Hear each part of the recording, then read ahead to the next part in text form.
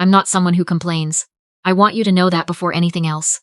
I was raised to be grateful, to say please and thank you, to not make a fuss. My grandmother used to say that the people who make the least noise are the ones who actually hold everything together. I believed her for a very long time. I still do, in some ways. But there's a difference between being steady and being invisible. That difference took me 26 years to understand, and it cost me more than I want to admit. I grew up in Sudbury, Ontario.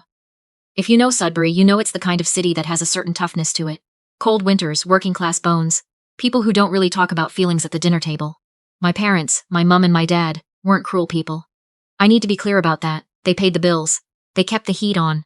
We had food in the fridge and clean clothes for school. By the bare minimum standard of what parents are supposed to do, they did it. But there are other things parents are supposed to do that don't show up on any checklist, and those are the things that haunt you later. My brother Theo is 4 years younger than me. He came into this family like a season change. You could feel the shift in the air before you even understood what was different. He was funny and loud and charming in that effortless way some people just are. My parents lit up around him, in a way I can only describe as relief, like they'd been holding their breath, and he finally let them exhale. I don't blame Theo. He didn't choose any of it, but I watched it happen from the time he was old enough to talk. This quiet but total reorientation of our household around him. I was the kind of kid who got things done without being asked. I made my own lunch by the time I was 9. I read ahead in every textbook because I liked knowing what was coming.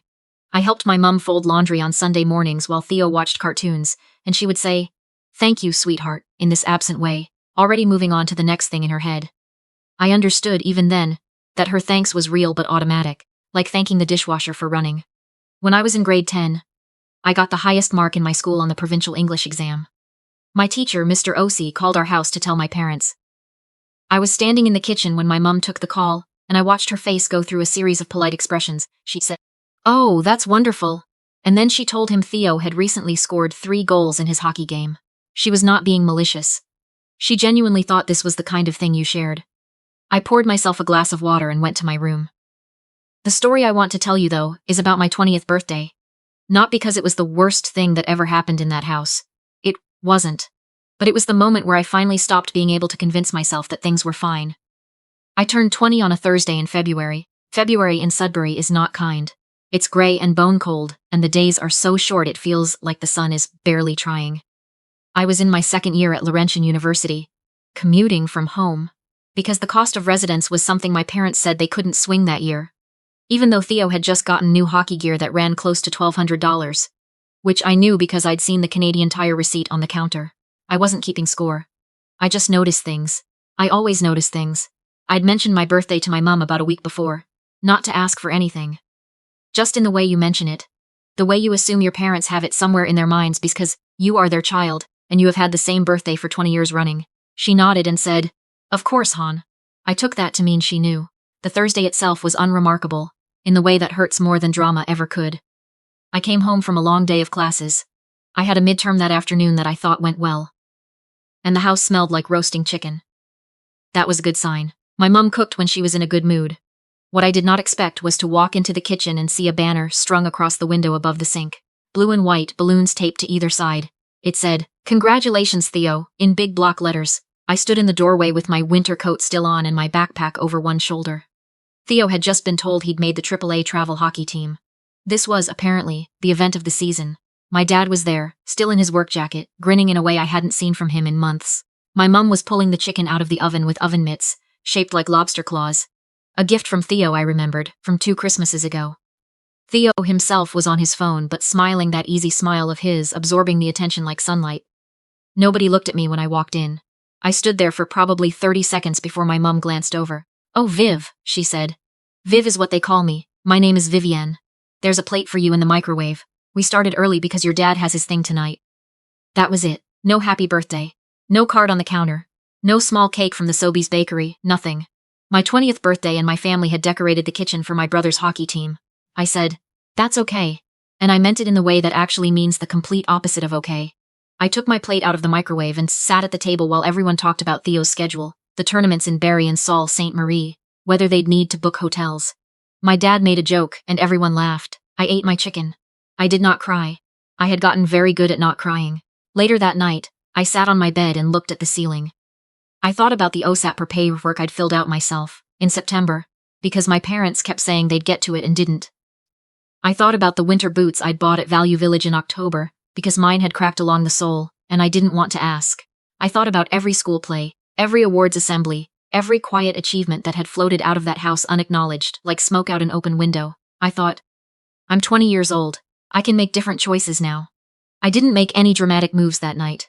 I was practical, which is the only way I know how to be.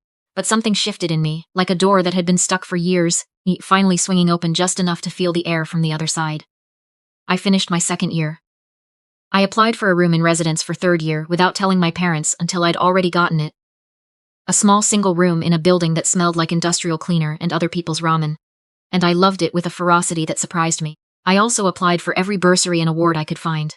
I spent hours on the university's financial aid portal, reading descriptions, writing application essays, asking professors for reference letters. My academic advisor, a woman named Dr. Fontaine, who wore the same 3 cardigans in rotation and remembered every student's name, helped me put together a package that covered most of my third year. When I told my parents I'd be living on campus, my dad's first response was, "You didn't think to discuss this with us first?" I told him I was 21 now, and it was my education.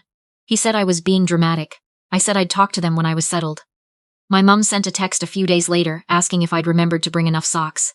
That was the extent of it. I want to tell you about the harder part, though, because the move was just logistics.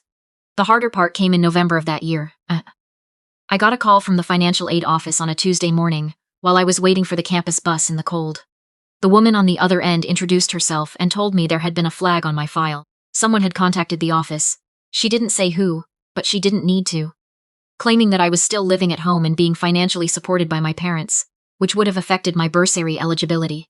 The bursary was just over $3,000. Not a small number.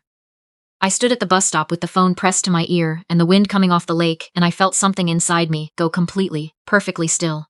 My parents had contacted the university. My parents, who had not called me once since I moved in, had found the time to call my school's financial aid office to report what they called an inconsistency. Whether they actually believed it or they just wanted to remind me that they could reach me anywhere, I still don't know. I've turned it over in my mind hundreds of times. The woman on the phone was kind. She walked me through the appeal process. I needed to provide documentation showing I was financially independent. Bank statements, proof of address, a written statement. I had most of it. I'd been keeping records without fully knowing why, the way some part of you anticipates the worst even when you're trying not to. The appeal took 7 weeks. 7 weeks of gathering papers during exam season, of writing statements at midnight in the residence common room, while other people watched Netflix, of refreshing my email every few hours waiting for updates. The bursary was upheld. I kept it. But I want you to understand what those 7 weeks cost. Not in money, in sleep, in focus, in the particular exhaustion of having to prove that you exist independently. From people who were supposed to want you to exist independently. In the way I'd wake up at 3 in the morning, with my heart going fast, and lie there doing math in my head, calculating whether I could cover January rent if this went wrong. I didn't tell anyone what was happening. Not my friends, not Dr. Fontaine, not Theo. I just kept going, which is a thing I had gotten very good at. By the end of third year, I had a 3.8 GPA. I had a summer job lined up in Ottawa, working as a research assistant for a public health team. Something I'd found through a posting on the university job board, applied to on my own, interviewed for on a Thursday afternoon between 2 classes. The professor who supervised the team told me I was the strongest applicant they'd seen in 3 years. I read that email in the library and allowed myself exactly 1 minute of feeling it. Before I went back to my notes, I found out through my aunt, my dad's sister, who I'm close to in the careful, quiet way you get close to the relatives who actually see you, that my parents had heard I was doing well. My aunt told me my mum had mentioned it at Easter dinner. Apparently what my mum said was, "Vivienne seems to be managing." Then she talked about Theo's hockey. I didn't respond to that. I just filed it somewhere in the back of my mind and moved on. The summer in Ottawa changed something in me that I hadn't realized needed changing. I was away from Sudbury, away from everything that had the old story attached to it. I had a small sublet near the Rideau River, a 10-minute bike ride from the office. I cooked my own food and kept my own hours and built a life out of nothing but my own choices, and it was the first time in my adult life that I understood what it felt like to not be bracing for something. I made friends in Ottawa, real ones, the kind that happened slowly and stick. There was a woman named Priscilla, who worked in the same building and had a laugh that could fill a room and was deeply serious about her sourdough starter. There was a guy named Kwame, who was in his first year of his master's, and liked to watch old hockey games on his laptop in the common area of the building, and explain the plays out loud even when no one asked. I loved them both. They didn't know anything about Sudbury, or my parents, or the bursary, or any of it. They just knew who I was when I walked in every morning. That fall I went back to Laurentian for my 4th year, and I wrote about it. Not right away, and not for an audience. Just for myself at first, late nights in the residence lounge, or early mornings with tea, before anyone else was up, trying to get the weight of it out of my chest and onto a page. I wrote about the banner in the kitchen, about the bus stop in November, about the 7 weeks. About the feeling of being in a house full of people and understanding, on some cellular level, that you are the one they remember last. I had a friend, someone I'd met in a 2nd-year writing class, sharp and funny and honest in a way I found disorienting at first, who read what I was writing and said, "Viv, other people need to hear this." I told her she was being generous. She said she wasn't, that she'd had her own version of this house and this story, and she'd been looking for the words for years. I started sharing it, not publicly, not at first, just a note on a platform I barely used, no real introduction, just the writing. Within a few weeks it had been shared enough times that strangers were reading it. Women, mostly, leaving comments that cracked me open a little every time I read them. Things like, "I thought I was the only one. I've never heard someone describe this so exactly. How do you put into words something you spent years trying to convince yourself wasn't real?" I answered, every single one. I don't know why I felt compelled to do that, but I did. One of those people turned out to be a host of a podcast out of Toronto about family dynamics and emotional estrangement. She'd read my piece and reached out through the platform's messaging system. We got on a call. We talked for nearly 2 hours. She had grown up in Mississauga with her own version of the same story, and she asked questions that were so specific and so honest that I found myself saying things I'd never said out loud before. The episode came out in the spring of my final year at Laurentian. My aunt texted me that my mum had seen it shared online. A few days later, my dad sent me a message that said, in its entirety, "People only ever tell their side, but we know what actually happened." I read it twice, then I put my phone face down on the desk and went back to the paper I was finishing on health equity and access in Northern Ontario communities. Here is what I want to tell you about what comes after the getting out. It's quieter than you think. In the movies and in the dramatic version of this story, there's a confrontation, a reckoning, some kind of scene. Real life is mostly just you, choosing differently, day after day in rooms where no one is watching. I graduated the following spring. My parents came to convocation. My mum wore a nice blazer. My dad shook my hand. There are photos from that day where we look like a normal family, and I suppose in some ways we were one. I graduated with distinction. A professor I'd worked with on a research paper asked me to acknowledge the collaboration in her published work, which I did. I started a graduate program in public health at the University of Ottawa in September. I live now in a small apartment in the Glebe neighborhood, 10 minutes from campus on foot. I have a cat named Fig, who is extremely opinionated about where she sits and extremely possessive about the armchair by the window. I have friends who check in when I go quiet too long. I have my aunt who calls every couple of weeks and always asks about my work and always means it. My parents and I have a relationship that I would describe as careful. There are check-in texts at Christmas and birthdays. They remember mine now, or at least make the effort, which is something. There was a birthday card last year with a gift card inside, and a note that just said, "Hope your year is a good one." I held that card for a while. I don't know exactly what I felt. Something complicated that I didn't try to simplify. Theo and I talk more now than we ever did growing up. He told me last year, unprompted, that he always knew things were different for me in that house, that he felt weird about it for years and didn't know what to do with that feeling. I told him he didn't owe me anything for that. He was a kid, same as I was, and you can't blame a kid for the gravity that other people arranged around him. He seemed relieved to hear that. I meant it. I'm writing this because I know you've been in some version of that kitchen, standing there in your coat, watching the room arrange itself around someone who isn't you, learning to say, "That's okay," until you almost believe it. Maybe it was a birthday, maybe it was a graduation, a promotion, a moment you'd been building toward for years. Maybe it was smaller than any of those things and somehow that made it worse. What I want to tell you is that the steady ones, the ones who hold things together without being asked, the ones who learn early that they're going to have to pay their own way in more ways than one. Those people are not less loved because they needed less maintenance. They are not less deserving because they learned not to ask.